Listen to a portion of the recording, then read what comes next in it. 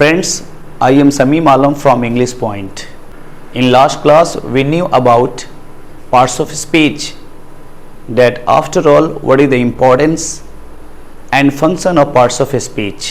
दोस्तों, पिछले क्लास में हम लोगों ने पार्ट्स ऑफ स्पीच के महत्व तथा कार्य को जाना कि आखिर पार्ट्स ऑफ स्पीच का महत्व क्या है और इसके कार्य क्या है, इसके फंक्शन क्या हैं।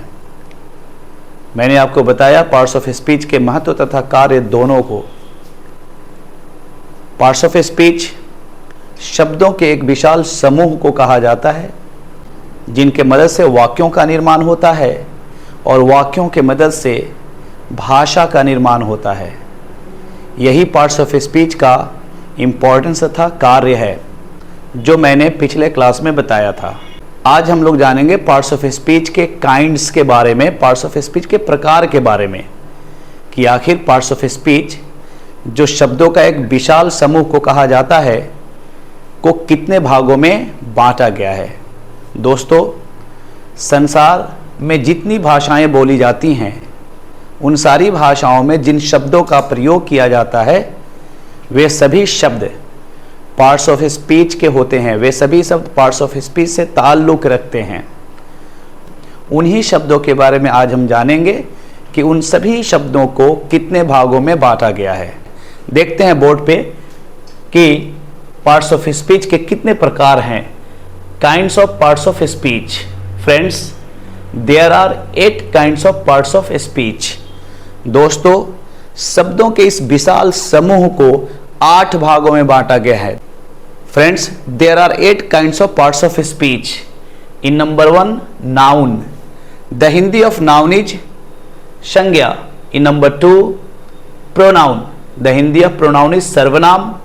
इन number 3, adjective. The Hindi of adjective is विशेषण। In number 4, verb. The Hindi of verb is क्रिया। In number 5, adverb, and the Hindi of adverb is kriya visheshan. In number 6, preposition. The Hindi of preposition is sambandh सूचक. In number 7, conjunction. The Hindi of conjunction is संयोजक और विभाजक। Conjunction के हिंदी में 2 नाम हैं। Conjunction को संयोजक भी कहा जाता है और विभाजक भी कहा जाता है, क्योंकि कंजंक्शन या तो 2 शब्दों को या 2 वाक्यों को जोड़ता है या अलग करता है। जब कंजंक्शन किसी 2 शब्दों को या 2 वाक्यों को जोड़ रहा हो तो उस समय कंजंक्शन को संयोजक कहा जाता है, मगर यही कंजंक्शन जब 2 वाक्यों को अलग करता है तो उस समय इसे विभाजक कहा जाता है। इसीलिए कंजंक्शन को संयोजक या विभाजक कहा जाता है। In number 8, interjection. And the Hindi of interjection is विस्मयादि बोधक अव्यय। फ्रेंड्स, ये है पार्ट्स ऑफ स्पीच के प्रकार, यानी पार्ट्स ऑफ स्पीच शब्दों के एक विशाल समूह को कहा जाता है जिन्हें 8 भागों में बांटा गया है।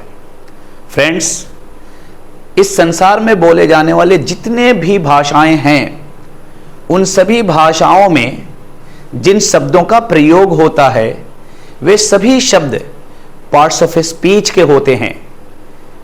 उन्हीं सभी शब्दों को 8 भागों में बांटा गया है और जैसे जैसे पार्ट्स ऑफ स्पीच के शब्दों को अलग अलग भागों में उनके कार्य के अनुसार बांटा जाता है, उसी प्रकार उन शब्दों का नाम दिया जाता है। जैसे अभी आपने देखा कि पार्ट्स ऑफ स्पीच को 8 भागों में बांटा गया है। पहला भाग नाउन है जिसका हिंदी संज्ञा होता है। अब हम पार्ट्स ऑफ स्पीच के पहला भाग यानी नाउन के बारे में जानेंगे कि आखिर नाउन क्या है, किसे नाउन कहा जाता है। What is the definition of noun? It's a very common and simple. Everybody knows about noun, that after all what is noun. Generally noun के बारे में हम ये जानते हैं कि किसी भी व्यक्ति, वस्तु, जगह या जानवर के नाम को नाउन कहा जाता है। The name of a person, place, thing और एनिमल इज कॉल्ड नाउन। दोस्तों, नाउन किसी भी व्यक्ति, वस्तु, जगह या जानवर के नाम को कहा जाता है, मगर नाउन को आप दूसरे तरह से भी परिभाषित कर सकते हैं। किसी भी नाम को भी नाउन कहा जाता है। Noun is a naming thing. किसी भी नाम को नाउन कहा जाता है। आप नाउन को इस तरह से भी परिभाषित कर सकते हैं। नाउन को परिभाषित करने का बहुत सारा तरीका है। जब आप नाउन के बारे में जान जाएंगे कि नाउन किसे कहा जाता है, तो आप स्वयं नाउन को परिभाषित कर सकते हैं। नाउन का एक नहीं, कई सारा परिभाषा है। हमने आपको बताया, जो जनरली सभी जानते हैं कि किसी व्यक्ति, वस्तु, जगह या जानवर के नाम को नाउन कहा जाता है। दूसरे तरह से एक और परिभाषा को हमने जाना कि किसी भी नाम को नाउन कहा जाता है, यानी noun is a naming thing. Friends, it's a very common and simple thing about noun that everything of this world is called noun। संसार के हर एक चीज को नाउन कहा जाता है। आप इस तरह भी नाउन को परिभाषित कर सकते हैं। आप नाउन को इस तरह से भी परिभाषित कर सकते हैं कि something is such in the world which is neither looked nor touch but only felt. संसार में कुछ चीजें ऐसी भी हैं जिन्हें न देखा जाता है, न छुआ जाता है, बल्कि केवल अनुभव किया जाता है। उन्हें भी नाउन कहा जाता है, उन्हें भी संज्ञा कहा जाता है। That's why it was said before about noun that one time you have to understand about noun that after all what is called noun। संसार के हर एक चीज को नाउन कहा जाता है। किसी भी नाम को नाउन कहा जाता है। नाउन उनको भी कहा जाता है जिन्हें न देखा जाता हो, न छुआ जाता हो, बल्कि अनुभव किया जाता हो। और आप इस तरह से भी जानते हैं नाउन के परिभाषा को कि किसी भी व्यक्ति, वस्तु, जगह या जानवर के नाम को नाउन कहा जाता है। फ्रेंड्स, इसे याद करने की आवश्यकता नहीं है, हाँ, मगर इसे समझने की जरूरत है। It needs to understand. It doesn't need to remember this all, but it needs to keep in our mind and needs to understand that after all what is called noun. संसार के हर एक चीज को नाउन, किसी भी नाम को noun, उन चीजों को भी नाउन कहा जाता है जिन्हें न देखा जाता हो, न छुआ जाता हो, बल्कि केवल अनुभव किया जाता हो। उन्हें भी नाउन कहा जाता है, उन्हें भी संज्ञा कहा जाता है। अब एग्जाम्पल को देखेंगे तो जो जो चीजें आपके सामने मौजूद है, जो जो चीजें आपके सामने उपस्थित है, उन सभी को आप एग्जाम्पल के रूप में, नाउन के एग्जाम्पल के रूप में कह सकते हैं। अगर आपके सामने कोई चेयर रखा हुआ है, एग्जाम्पल में आप चेयर बता दीजिए। टेबल रखा हुआ है, टेबल को नाउन कह सकते हैं। आपके सामने जो जो चीज़ें मौजूद हैं, जो जो चीज़ें उपस्थित हैं, उन सभी को एग्जाम्पल में बता सकते हैं कि ये नाउन के एग्जाम्पल हैं। चेयर, आपके सामने अगर चेयर है तो चेयर कह दीजिए। आपके हाथ में पेन है, पेन भी एक नाउन है। आपके सामने कोई व्यक्ति खड़ा है, आप उसके बारे में उसका नाम ले लीजिए, आप स्वयं का नाम बता दीजिए। यानी हर एक चीज नाउन है।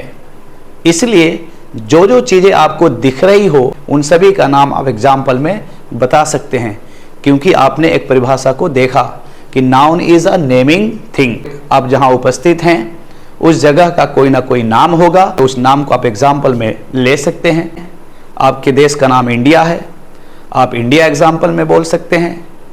यानी आप किसी भी नाम को एग्जाम्पल में ले सकते हैं। इनको घर पे बैठकर याद करने की आवश्यकता नहीं है। Because we are learning English and for learning this language cramming something or remembering something is not necessary. The necessary thing is that we have to appear in the class and deal the environment of the class, because we have to learn this language with the help of environment। क्योंकि हमें इस भाषा को माहौल के मदद से सीखना है, न कि चीज़ों को याद करके। इसलिए मैंने कहा कि नाउन के परिभाषा को याद करने की आवश्यकता नहीं है, बल्कि नाउन के परिभाषा को समझने की आवश्यकता है, समझने की जरूरत है। One time if you understand about the definition of noun, then easily you can keep in your memory forever, never you can forget the definition of noun। That's why it's very important that we have to appear in the class, because in the class you can get environment, because with the help of environment we have to learn this language. That's why it's very important that never we have to try to remember.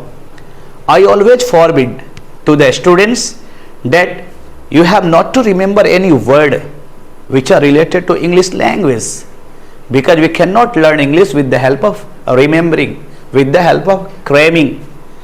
But of course we have to learn this language to deal the environment, to appear the environment. And when you appear in the class, then every day you can get environment. That's why I am forbidding you that you have not to try to remember the words, the sentences, the definition, but of course we have to understand the explanation which I am explaining. That is very necessary. As just before some time I have explained you about the definition of noun, that after all, what is the definition of noun? One definition everybody knows, that the name of a person, place, thing or animal is called noun. किसी भी व्यक्ति, वस्तु, जगह या जानवर के नाम को नाउन कहा जाता है। ये सभी जानते हैं इसके बारे में, सभी इस परिभाषा को जानते हैं। मगर जब आप नाउन के बारे में समझ लेंगे तो आप स्वयं भी नाउन को परिभाषित कर पाएंगे, स्वयं भी नाउन का एक परिभाषा बना सकेंगे। हमने आपको कई तरह से नाउन को परिभाषित करके बताया कि नाउन किसे कहा जाता है। एक परिभाषा, एक डिफिनेशन तो सभी जानते हैं, जो अभी मैंने कहा कि किसी भी व्यक्ति, वस्तु, जगह या जानवर के नाम को नाउन कहा जाता है। मगर नाम को आप परिभाषित कर सकते हैं इस तरह से भी कि किसी भी नाम को नाउन कहा जाता है। Noun is a naming thing. आप इस तरह से भी नाउन को परिभाषित कर सकते हैं। Noun is the naming thing. अब एग्जाम्पल में किसी भी नाम को आप रख लीजिए, किसी भी नाम को कह दीजिए। आप जिस जगह रहते हैं उस जगह का नाम बता दीजिए। जो व्यक्ति आपके सामने है आप उस व्यक्ति का नाम कह दीजिए। आपके सामने कोई वस्तु है उसका नाम ले लीजिए। आप जिस देश में रहते हैं उस देश का नाम ले लीजिए, क्योंकि नाउन का ये भी एक परिभाषा है कि noun is a naming thing. किसी भी नाम को नाउन कहा जाता है। आप इसके अलावा भी नाउन को परिभाषित कर सकते हैं। Everything of this world is called noun. संसार के हर एक चीज को नाउन कहा जाता है, प्रत्येक चीज को नाउन कहा जाता है। ये संसार स्वयं ही नाउन है, ये वर्ल्ड स्वयं ही नाउन है। This world is noun itself. तो जब ये संसार स्वयं ही नाउन है तो इसके अंदर जितनी भी चीजें उपस्थित हैं वे सभी के सभी नाउन कहलाएंगे। सपोज मैं शमीम आलम एक व्यक्ति हूं, तो जब किसी व्यक्ति को नाउन कहा जाता है तो क्या उसका हाथ प्रोनाउन हो जाएगा? क्या उसकी आंखें एडजेक्टिव हो जाएंगी? क्या उसका नाक वर्ब हो जाएगा? क्या उसका मुंह एडवर्ब हो जाएगा? नहीं। जब एक व्यक्ति नाउन, तो उस व्यक्ति के शरीर के हर भाग, हर अंग नाउन। उसका हाथ भी नाउन, उसका मुंह भी नाउन, उसकी आंखें भी नाउन, उसका कान भी नाउन, उसका नाक भी नाउन।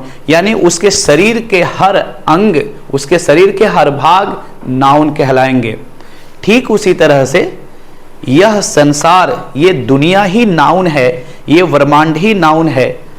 तो इसमें मौजूद जो भी चीजें हैं वे सभी के सभी नाउन हैं।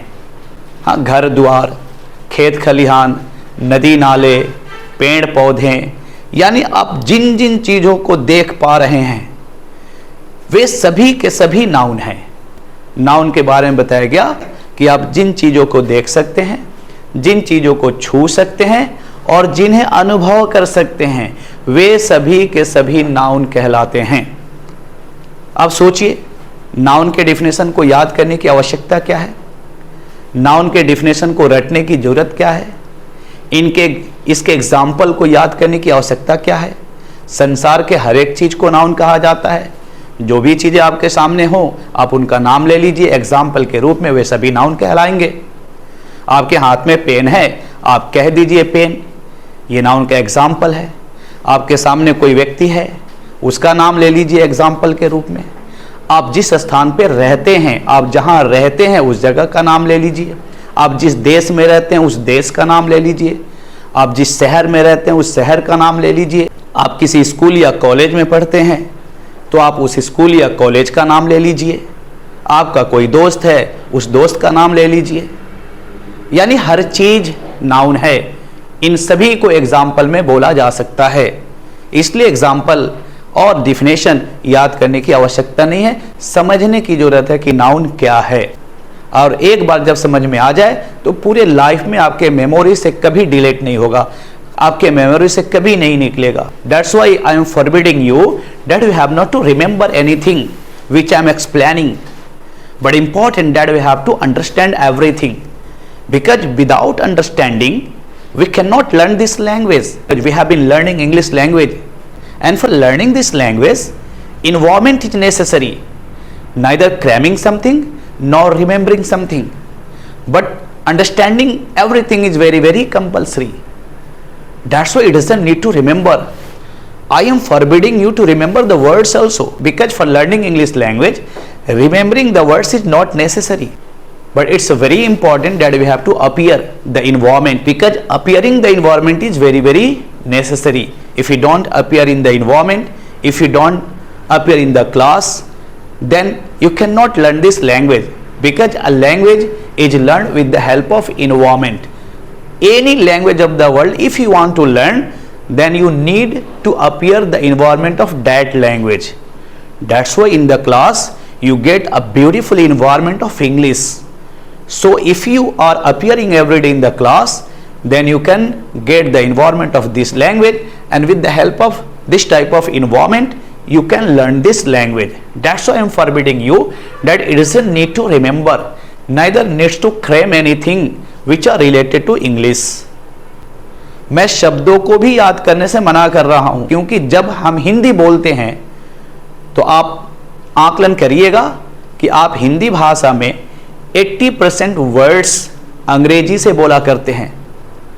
देखिए, हम रोड बोलते हैं, हम रोड का हिंदी नहीं बोलते हैं। रोड को हिंदी में सड़क बोला जाता है, मगर हम कभी भी सड़क नहीं बोलते, हम रोड बोलते हैं। हम बस बोलते हैं, बस भी एक अंग्रेजी वर्ड है। हम ट्रेन बोलते हैं, ट्रेन भी इंग्लिश वर्ड है। अगर हम ट्रेन को रेल भी बोलते हैं तो रेल भी इंग्लिश वर्ड है।